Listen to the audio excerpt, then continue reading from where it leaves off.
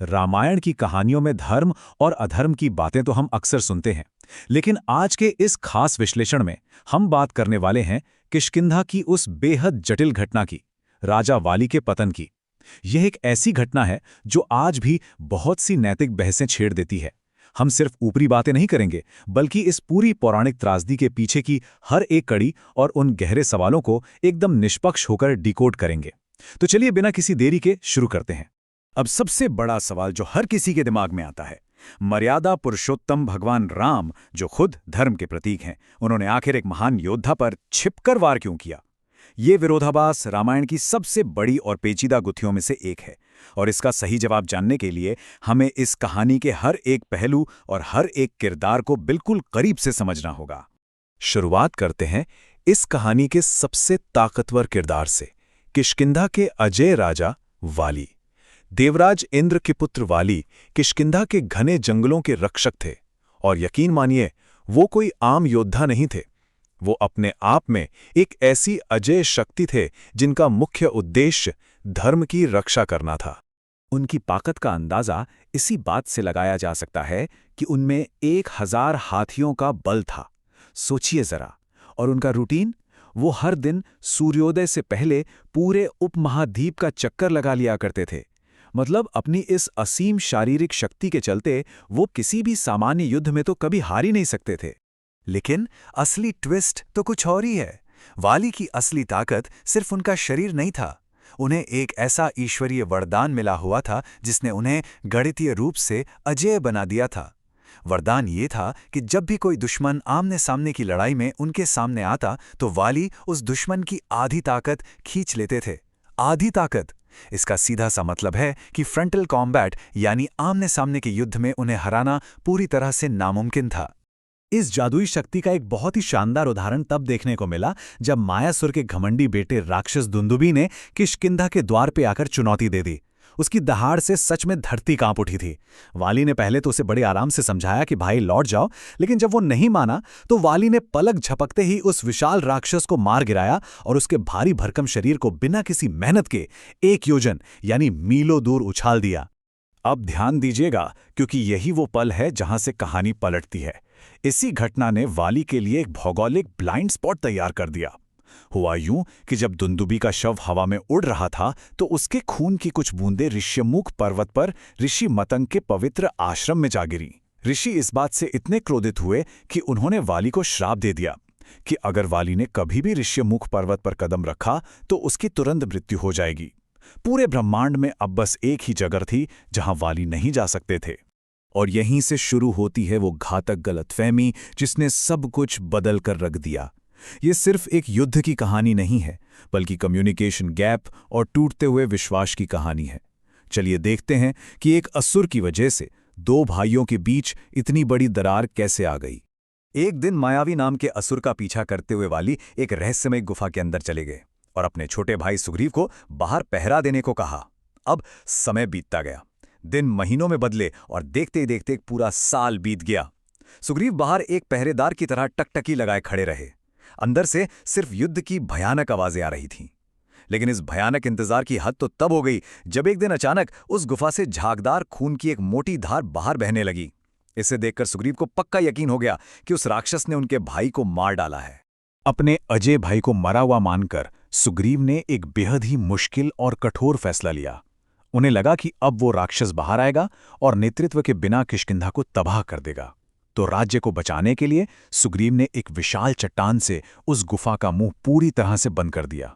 वो रोते बिलखते अपने नगर लौटे और वहां के मंत्रियों के भारी दबाव में आकर उन्हें किष्किंधा का नया राजा बनना पड़ा।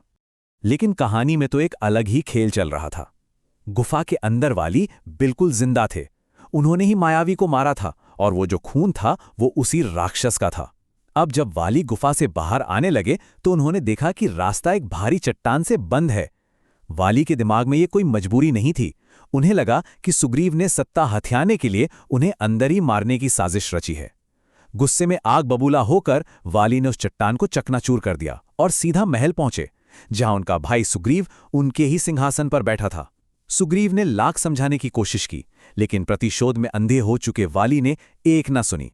वाली के उस जानलेवा गुस्से से बचने के लिए सुग्रीव को अपनी जान बचाकर भागना पड़ा। और वो भागे कहां? बिल्कुल सही, उसी इकलौती जगह पर जहां वाली चाहकर भी नहीं आ सकते थे। ऋष्यमूक पर्वत। ऋषि मतंग का वो श्राप अब सुग्रीव के लिए एक अभेद्य सुरक्षा कवच बन चुका था। अब आते हैं कहानी के उस मोड़ पर जहां से चीजें पूरी तरह पलट जाती हैं। अधर्म का पाप, जो कल तक सिर्फ दो भाइयों के बीच की गलतफहमी थी, वो अब एक बहुत बड़े ब्रह्मांडीय स्तर के नैतिक अपराध में बदल गई थी। अपने बेकाबू गुस्से और अहंकार में अंधे होकर वाली ने एक ऐसा घोर पाप कर दिया जिसने उनके अंत की मुहर लगा दी। उन्होंने सुग्रीव की पत्नी रूमा को बलपूर्वक अपना लिया। देखिए, शास्त्रों के अनुसार एक छोटे भाई की पत्नी बेटी के समान होती है, और वाली का ये कदम धर्म की हर संभव सीमा को लांघने वाला था। ये कोई आम पारिवारिक झगड़ा या अपराध नहीं रह गया था। रूमा का इस तरह से अपहरण करना एक ऐसा जघन्य अधर्म था जिसकी तुलना सीधे सीधे रावण द्वारा माता सीता के अपहरण से की गई। इस एक कृत्य ने पूरे ब्रह्मांड के नैतिक संतुलन को हिलाकर रख दिया था, और अब इस संतुलन को वापस लाने के लिए दैवीय शक्ति का बीच में आना बेहद जरूरी हो गया था। और तभी होता है एक रणनीतिक दैवीय गठबंधन। ठीक इसी समय किष्किंधा के जंगलों में श्री राम और लक्ष्मण जी का आगमन होता है, और हनुमान जी के जरिए श्री राम और सुग्रीव के बीच एक ऐतिहासिक समझौते की नींव रखी जाती है। लेकिन सुग्रीव के मन में वाली का खौफ इतना गहरा था कि उसे दूर करना आसान नहीं था। इसलिए श्री राम ने अपनी ईश्वरीय शक्ति का एक अद्भुत प्रमाण दिया। सुग्रीव ने उन्हें धुंदुबी का वही विशाल कंकाल दिखाया जिसे वाली ने 1 योजन दूर फेंका था। तो श्री राम ने खेल खेल में ही सिर्फ अपने पैर के अंगूठे से उस भारी कंकाल को पूरे 10 योजन दूर उछाल दिया। बात यहीं खत्म नहीं हुई। उन्होंने अपने एक ही तीर से 7 विशाल साल के पेड़ों को भी एक साथ छेद दिया। इन चमत्कारों को देखकर सुग्रीव का हर शक दूर हो गया। अब बारी थी रणनीति की, क्योंकि सबको पता था कि वाली को उसके वरदान के कारण आमने सामने तो हराया नहीं जा सकता। पहला प्रयास फेल हो गया, क्योंकि युद्ध के मैदान में दोनों भाई बिल्कुल एक जैसे दिख रहे थे और राम जी भ्रमित हो गए।